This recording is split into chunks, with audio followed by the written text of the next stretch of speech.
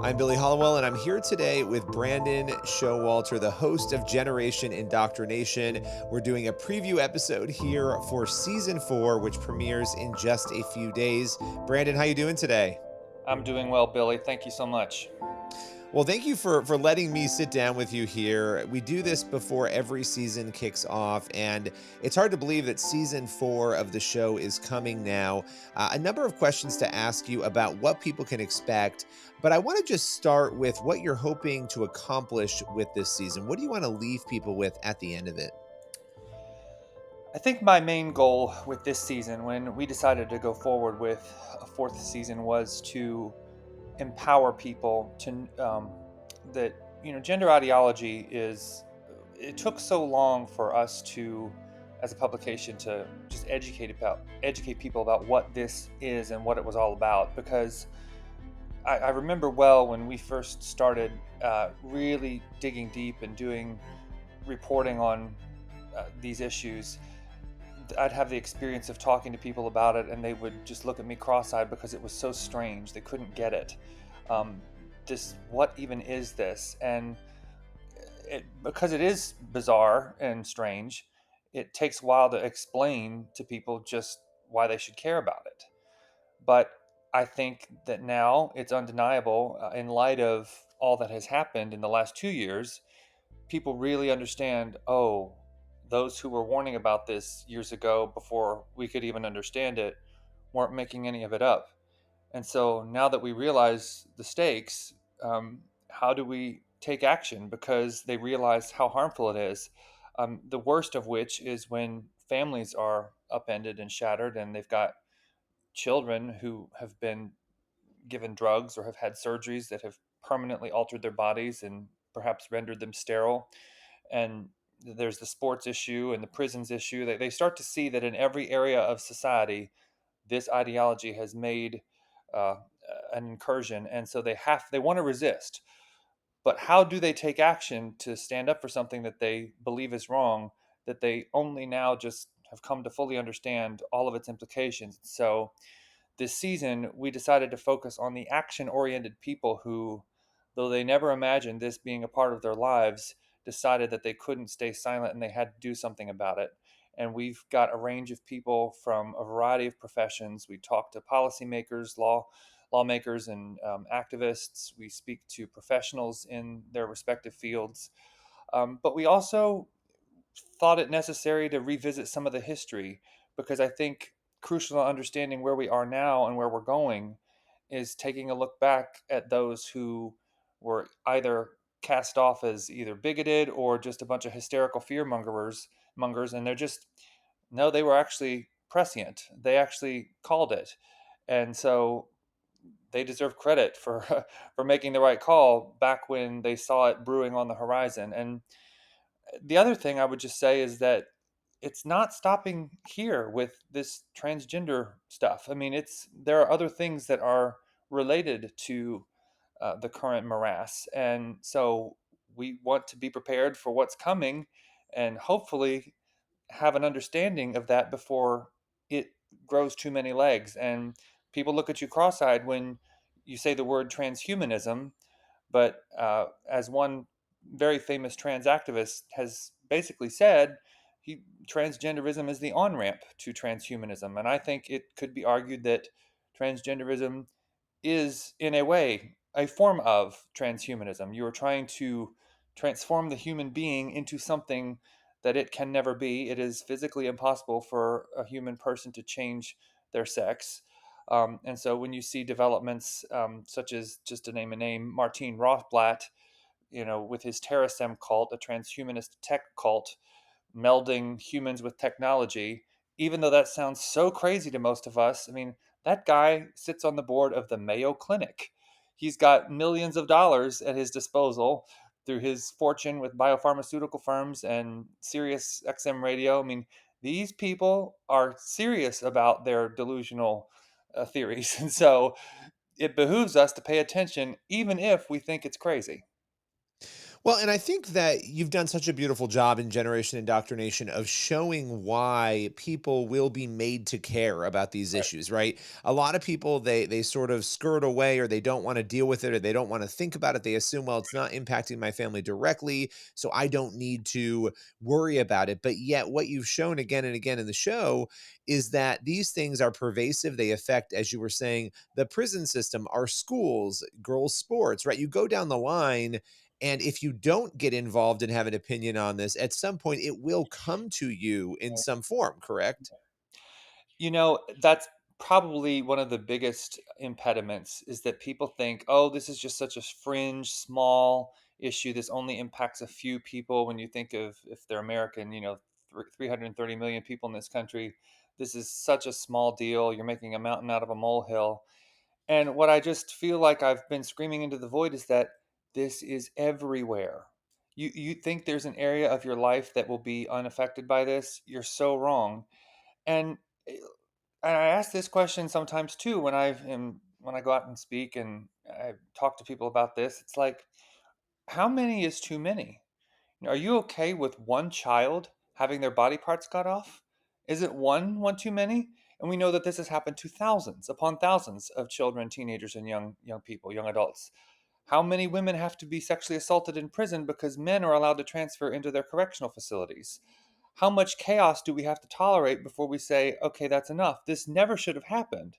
To borrow a phrase from Richard Weaver, the philosopher, ideas have consequences. And so I don't have any patience for people who just want to dismiss this as this kind of fringe issue, because I can tell you the parents that call me, their lives have been forever altered and shattered. They never could have foreseen something like this, um, just bringing such catastrophic ruin.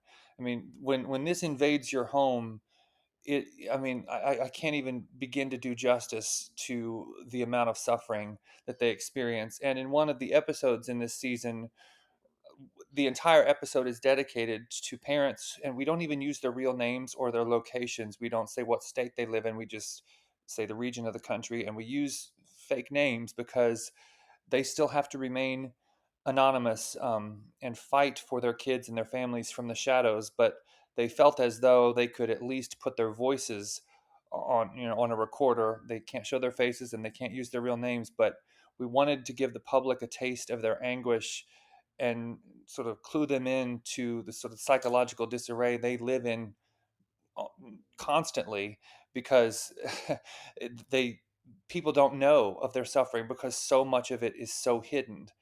And yet, as a Christian, I certainly want to be a voice for the voiceless, for the marginalized. And I think when there is a full reckoning of what gender ideology has wrought in our society, we're going to be hearing from so many people who lived in this nightmare for so many years, and they just couldn't. Their suffering was just so veiled to the public because the media refused to give them a voice, and this insidious ideology had taken over so much by stealth, causing suffering that would not and could not be heard, because this is so much more pervasive of a problem than so many people realized.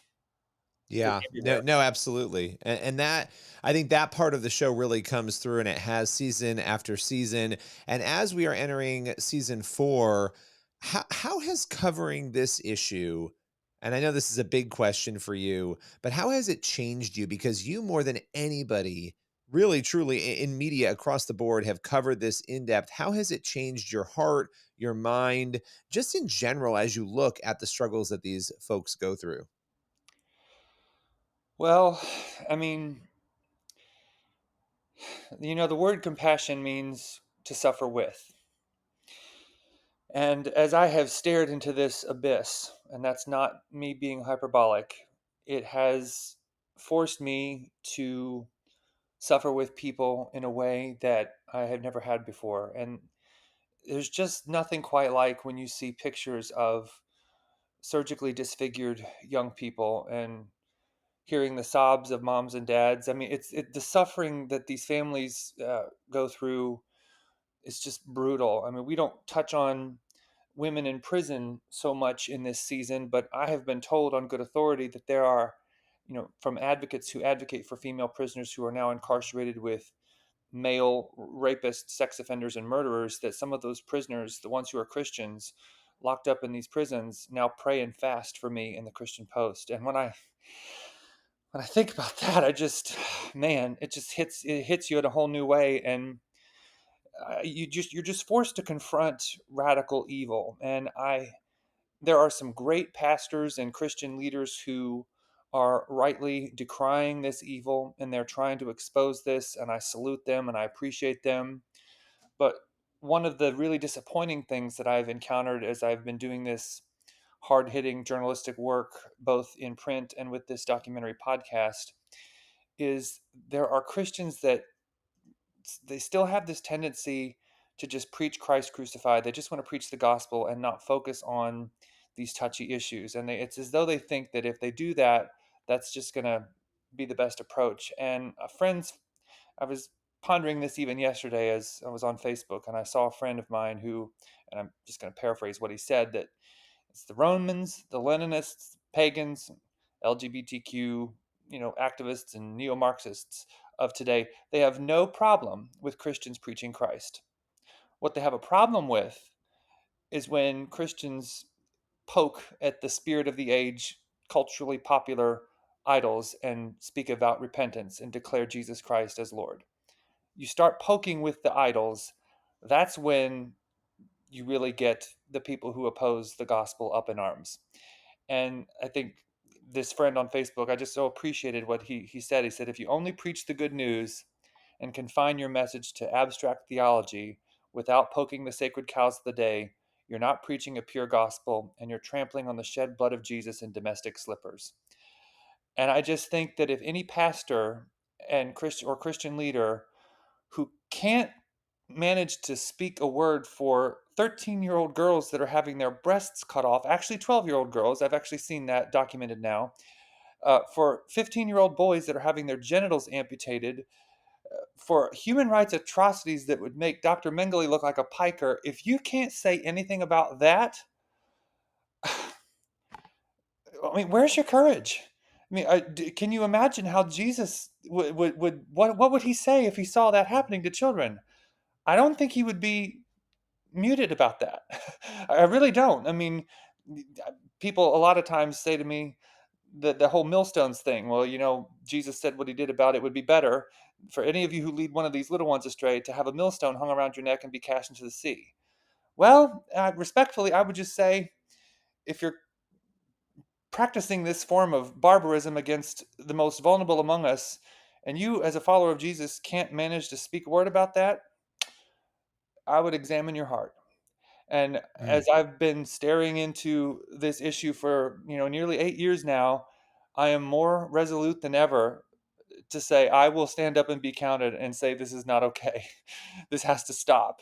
I mean, this ideology is demonic. I don't have any hesitation saying so, and secular people will not understand me using that word, and they think I should just try to uh, speak to this on a scientific level about how irrational this is. It's like, I have to call it like I see it. This is spiritual wickedness in high places. This is the most diabolical evil I have ever seen. I never thought that I would be in a position where I'd have to confront it so much, but confront it I will. And so until this stronghold comes down, I know the Christian Post is behind me. I'm so blessed to be a part of this team here. I've got great editors. I'm so thankful for them. And I'm mindful of the Apostle Paul's words in 2 Corinthians 10, verse 4, that the weapons of our warfare are not carnal, but mighty through God for the tearing down and destruction of strongholds. And this ideology, gender ideology, is a ruthlessly cruel, demonic stronghold, but it's no match for the Lion of Judah. And so I will stay on it. The Christian Post will stay on it. And I just have to believe that God hears our cries and that this will not last forever. Um, but it's horrible. I mean, I've changed as a person because I've had to confront radical evil in a way that I've never had to before, and it's pretty tiring, I have to say. Um, but again, God really is still on the throne, and I do believe that this is not going to last too much longer. I wish I knew when it would end, and I hope it's soon. But uh, that's how I've changed. Mm. Well, that is powerful. And just one final quick question for you, and you sort of hinted at this a little bit before we go, but I think this is important because a lot of people feel very hopeless when they look at our culture and our world and they see the things that are happening, particularly in our country, but again, all over the globe. Yeah. When you look at this issue, the transgender issue, and you've looked at it again more than anybody else has, do you think that the conservatives, the Christians, and by the way, even progressives and others who have come to a real place of sanity on this issue and realize that what is happening is wrong, do you think that those who oppose the ideology are making headway? Or do you think that it's still a losing issue? What direction do you see that trajectory going? You're right that this is a global problem, and it's easy to forget that.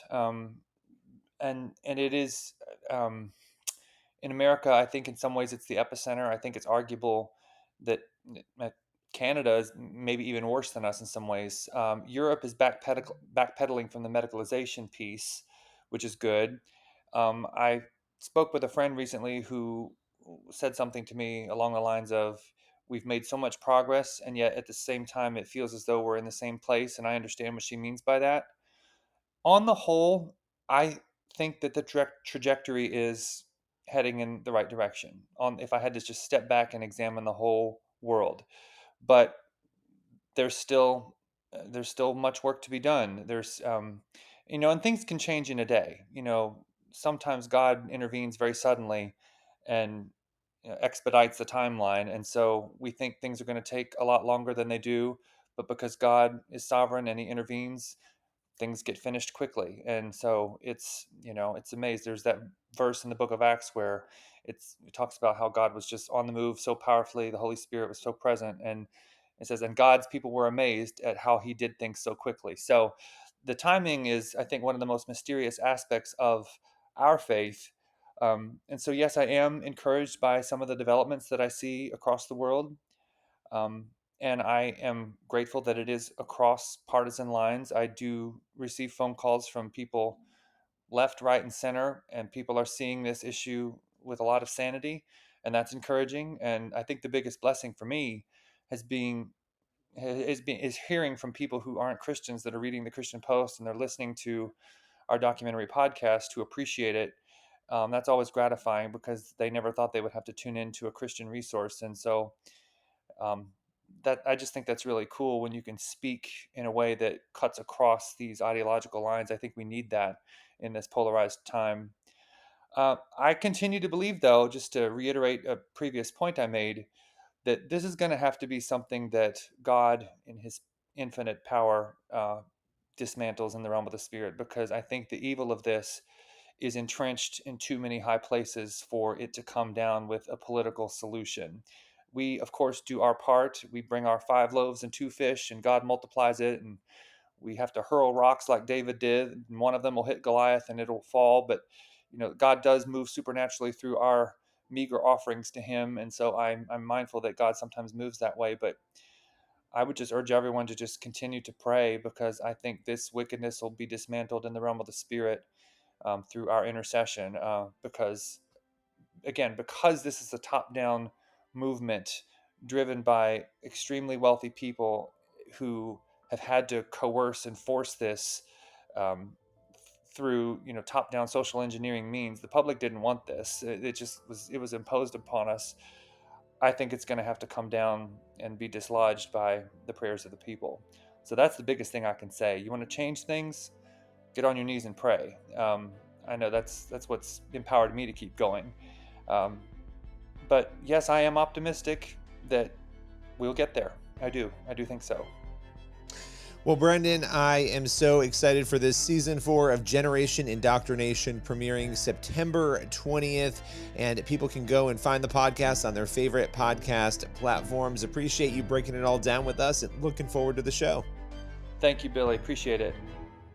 On Sunday, October 6th, the Christian Post is proud to present Unmasking Gender Ideology, Upholding Truth and Defending Families. It will be held at 6 p.m. at Burke Community Church in Burke, Virginia, approximately 20 minutes outside of Washington, D.C. Join Pastor Marty Baker and me as we discuss these issues and pray for families impacted by gender ideology. General admission is $10, student tickets are only $5, and pastors will be admitted for free. For more information and to register, please visit christianpost.com/events. We'll see you there.